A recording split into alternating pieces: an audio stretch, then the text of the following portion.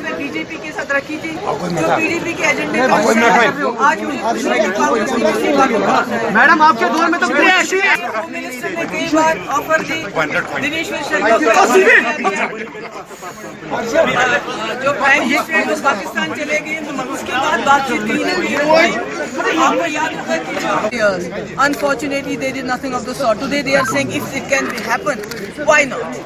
You said that you're going to go phone work. Very much I stick to that.